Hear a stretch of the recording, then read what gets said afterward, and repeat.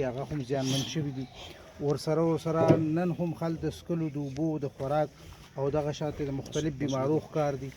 څه ګڼئ چې صوبایي حکومت یوازې د دغه خلکو د بحالۍ سره د دې خلکو د تحفظ دپاره د صحت دپاره څه کوټلي ګامونه اخیستي دي؟ هسې په نظر ښکاري. ډېر ښه سوال تاسو وکړو احمد علي خان. یو خو زه د دې شي وضاحت کول غواړم چې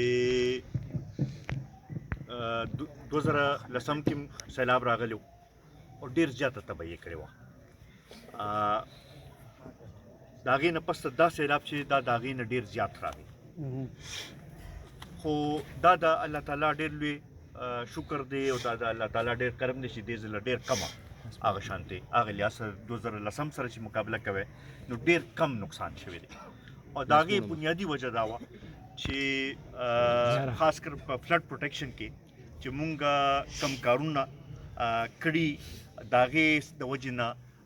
خاص کر شبکدر او دوغاوه چې ده دا بچ شوې ده او پای کې هغه شانتې نقصان نه دی شوی. تېر ځل 2010 کې ماته یاد دي چې کله بیلې ته مونږ راللو نو هلته کې بالکل وړو دغه نو شان نو د ګرځېدو او هغه لحاظ سره بالکل هغه شی ځای داسې شو چې بالکل کلی ډېر زیات متاثر شو. دې ځل هم نقصان شوی خو هغه عمره نه دی شوی او د هغې ګواه دلته کې د بیلې خلک ناست دي چې هغوی وایي چې یاره کافي فرق هغې دغه راغلی. نو که صحیح منصوبه بندي وشي نو ډېر څه کیدی شي، خو بنیادي مقصد دا دی چې د هغې لپاره ویژن پکار دی. دې وخت کې د صوبایي حکومت یو ډېره اهم ذمواري جوړېده چې دا کم خلک متاثره شوي دي چې د هغوی لومبنی دغه کې هغوی له تحفظ ورکول او بیا سره د هغوی واپس د بحالۍ لپاره یو پوره پلان چې جوړ کړی شوی وي، بیا سره هغوی ته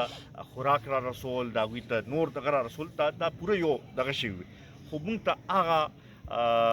کم ایفرټس چې دی چې پکار وو هغه مونږ ته ښکاري نه د صوبایي حکومت رخه. او همدغه وجه ده چې مونږ دا ګیله کوو چې صوبایي حکومت ښکاري اړو نه، د هغوی د پالیسو پته نه لګي، د هغوی دغه پته نه لګي. بیا دې سره دې کې چې کوم نقصانات وشو که تاسو ټول صوبې کې وګورئ نو بلا هسپتالونه پکې دغه شوي دي، بلا سکولونه چې دی هغه متاثره شوي دي، د ایریګیشن انفراسټرکچر متاثره شوي دي، سړکونه متاثره شوي دي، د څښلو اوبو دغه چې دی ټیوب ویلز چې دی هغه متاثره شوي دي. د هغې لپاره اوسه پورې مونږ څه ونه کتل، څه ایمرجنسي بنیادونو باندې چې څه دغه سرویز سټارټ شوي وي، د هغې یو اندازه لګولې شوې وي چې بهی څومره دغه وشو او بیا د هغې لپاره چې دی یو کوشش شروع شوی وي. مونږ ته زیات دا ښکاري چې صوبایي حکومت او تحریک انصاف چې دی هغه په دې موقع باندې د سیاست کولو په دغه کې لګیا دي او په کار خو دا وه چې دې وخت کې ټول را یو ځای شوي وي، ټولې پارټۍ را یو ځای کړې وي او په دې موقع باندې یو میسیج د یکجهتۍ چې دی هغه ورکړی شوی وي، خو هغه شی مونږ ته د صوبایي حکومت نه ښکاره نه شو. درته چرمن صاحب چې د کوم کرایسس تیر شو، آیا دا په راتلونکي سیاسي چې کوم انتخابات را روان دي، کوم سیاسي ګهمي را روانه ده، نو د دغه صوبایي حکومت د دغه پالیسو په نتیجه کې به دا په دغه سیاست باندې یا سیاسي سرګرمیانو باندې څه اثر وغورځي؟ بالکل احمد علي صاحب، ګوره الیکشن چې کله راځي نو خلک به د هر چا کارکردګي ته ګوري او د دې صوبایي حکومت کارکردګي به هم ګوري او د تیر مرکزي حکومت چې کوم د 4 کالو نه و د هغې کارکردګي به هم ګوري او دا به یو کمپیریزن به کېږي او د هغې به اثرات چې دی هغه زما خیال د ټول ملک په سیاست باندې راځي. د چارسدي د 14 اکتوبر الیکشن حوالې سره ته مختصر ووایي چې پی ډي ایم لاړخه چې کوم عوامي نشر پارټۍ امیدوار ولاړ دی، څه ګڼئ چې دغه سیاسي میدان د پی ډي ایم په حق کې څومره دی او د موجوده حکومت د دغه حالاتو باوجود څه وینئ، څه نظر هم دی؟ ګورئ جي مونږ خو د پی ډي ایم حصه وو او مونږ د عوامي نشل پارټۍ